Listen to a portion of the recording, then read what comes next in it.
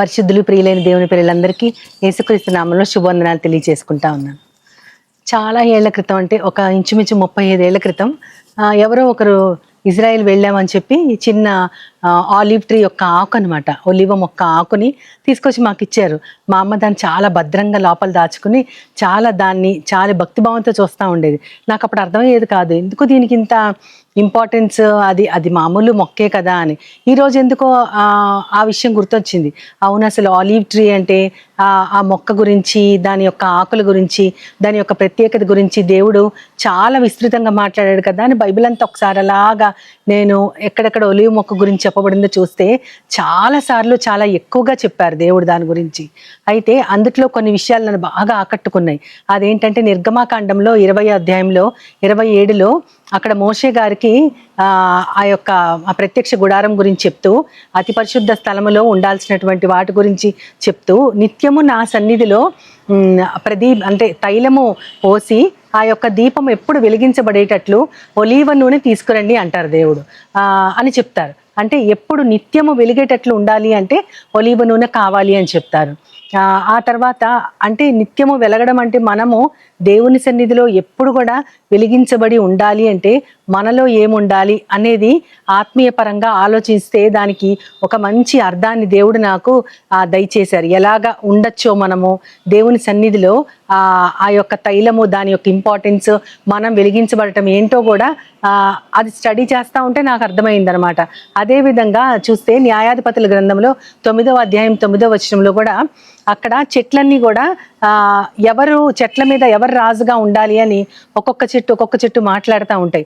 అయితే ఒలీవ మొక్క దగ్గరికి వచ్చినప్పుడు నువ్వు మా అందరి మీద రాజుగా ఉంటావా అని అడిగినప్పుడు ఆ ఒలీవ చెట్టు ఏమని సమాధానం చెప్తుందంటే, నరులకి దేవునికి నరులకి కూడా అభిషేకించడానికి ఉపయోగపడేలాగా తైలం ఇవ్వటం మాని నేను అటు ఇటు ఊగటానికి రాజుగా ఉంటానా అని అడుగుతుంది. అది అంటే అది ఎంత విచిత్రంగా ఉందంటే, నేనేదో అందరి ముందు పెత్తనం చేస్తూ మీ అందరి ముందు నేను అలా తిరుగుతూ షో ఆఫ్ చేసుకోవడానికి కాదు నేను, కానీ దేవునికి నరులకు కూడా అభిషేకించడానికి నాలోంచి తైలం తీస్తారు కాబట్టి నేను ఒక ప్రత్యేకత కలిగిన ఒక ఒలీవ మొక్కని అని చెప్పుకున్నట్లు అక్కడ ఉంటది. అంతేకాకుండా దావీదు మహారాజు గారు కూడా కీర్తనల గ్రంథంలో 52వ అధ్యాయంలో 8వ వచనంలో ఆయన అంటారు కదా, నేనైతే దేవుని మందిరంలో పచ్చని ఒలీవ మొక్కలాగా ఉన్నాను అని ఆయన చెప్తారు. ఈ 3 సందర్భాలు గనక మనం గమనిస్తే, మొట్టమొదటిది దీపము ఎప్పుడు వెలుగుతూ ఉండాలి అంటే, చక్కటి కాంతి రావాలంటే అక్కడ ఒలీవ నూనె కావాలి.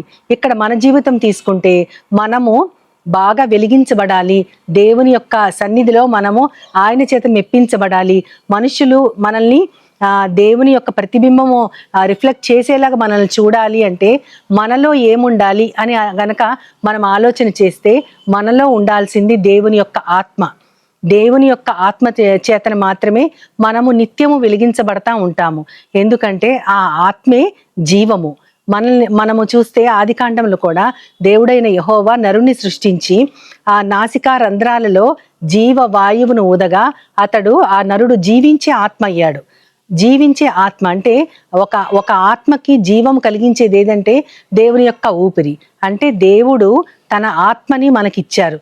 మనకున్న ఆత్మ మాత్రమే కాకుండా ఆయన ఆత్మ మనలో ఉంటేనే మనము వెలిగించబడతాము. కాబట్టి ఆ ఒలీవ నూనె దేనికి సాదృశ్యంగా ఉంది అంటే, పరిశుద్ధాత్మ దేవుని యొక్క శక్తి మనలో ఉండటానికి గుర్తుగా ఉంది. మనము పరిశుద్ధాత్మ దేవుని యొక్క శక్తితో నింపబడి ఉంటే ఇతరుల ముందు మనము దేవునికి ప్రతిబింబాలుగా మనం కూడా వెలిగించబడతాము. మన వలన దేవునికి మహిమ ఉంటుంది. అంతేకాకుండా ఈ ఒలీవ చెట్టు నేను నా దేవుని నరులని అభిషేకించడానికి వాడే తైలాన్ని, నాకు ఒక ప్రత్యేకత ఉంది, అంతేగాని మీ మీద రాజుగా ఉండి నేను అటు ఇటు ఏమి ఊగడానికి రాలేదు అని ఆ ఒలివ మొక్క చెప్తా ఉంటది. అంటే దానికున్న ప్రత్యేకత ఏంటంటే అభిషేకానికి వాడబడే తైలము. అభిషేకము అనగానే మనకి యేసుక్రీస్తులో ఆ 2వ మాట క్రీస్తు అనే దానికి అర్థం అభిషిక్తుడు. అభిషేకించబడిన వాడు యేసుక్రీస్తు. దేనితో అభిషేకించబడ్డాడు ఆయన అంటే, దేవుని యొక్క ఆత్మతో అభిషిక్తుడయి మన మధ్యకు వచ్చి మన తరఫున ఆయన పాపముతో పోరాడి విజయుడై తిరిగి దేవుని వద్దే ఇప్పుడు మన కోసం ఎదురు చూస్తూ మన పక్షాన ఆయన విజ్ఞాపనకర్తగా ఉన్నారు. కాబట్టి క్రీస్తు యొక్క అభిషేకం ఏంటంటే దైవాత్మ. అంటే ఆ ఒలీవ మొక్క ఏమంటుందంటే నేను అభిషేకానికి గుర్తుని, మనుష్యులని రాజులని దేవుని కూడా అభిషేకించే తైలాన్ని. అంటే ఇక్కడ మనము చూస్తే మన జీవితాల్లో మనము అభిషేకించబడిన వారుగా ఉండాలి అంటే మనకి దేవుని యొక్క ఆత్మ ఉండాలి. అంతేకాకుండా దావీదు మహారాజు గారు కూడా నేను దేవుని యొక్క మందిరంలో పచ్చని ఒలీవ మొక్కలాగా ఉన్నాను. పచ్చని అని ఆయన ఎందుకు చెప్తా ఉన్నారంటే మనము చూస్తే గనక కీర్తన 1వ గ్రంథంలో కూడా ఉంటుంది, నీటి కాలువల ఎవరని నాటబడిన వాడై ఆకువాడక తన కాలమందు ఫలమిచ్చే చెట్టు.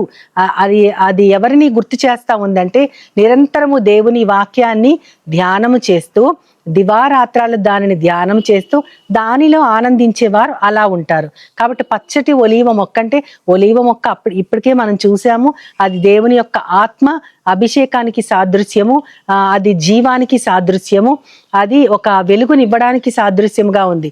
ఇప్పుడైతే దేవుని మందిరములో ప్రత్యక్షంగా ఉండటానికి ప్రత్యేకించబడిన దానిగా మనము ఈ పచ్చటి ఒలీవ మొక్కగా చూస్తున్నాం. అంటే నిత్యము జీవముతో నింపబడి దేవుని కోసము వాడబడి మనుష్యులకి మేలు దేవునికి మహిమ కలిగించేటటువంటి వారిగా మనం ఉండాలని ఇవన్నీ కూడా మనకి గుర్తు చేస్తా ఉన్నాయి. కాబట్టి ఒలీవ మొక్కకి ఎంతో ప్రాముఖ్యత ఉంది.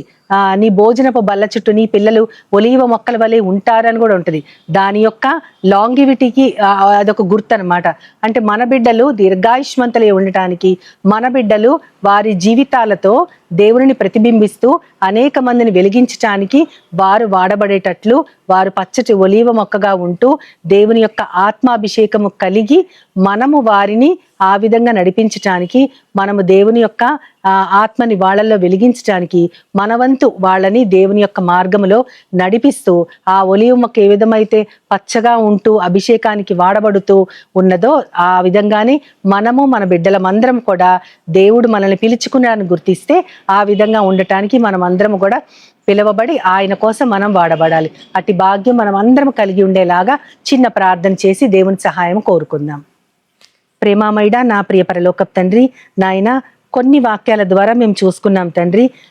దేవుని యొక్క ఆలయములో వెలిగించబడేటట్లు నిత్యము వెలుగుతూ ఉండేటటువంటి దీపము ఉండాలి అంటే అది ఒలీవ నూనె వాడాలి. అదే విధంగా నీ యొక్క మందిరంలో పచ్చని ఒలీవ చెట్టులాగా నేనున్నాను అని దావీదు మహారాజు గారు చెప్పారు.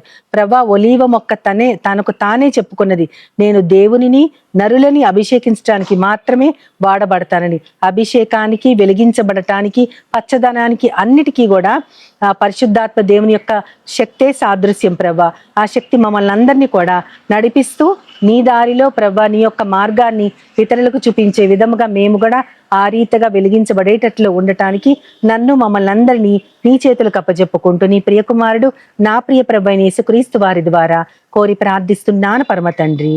ఆమేన్, ఆమేన్, ఆమేన్. As Jesus now is always near, with open arms He's always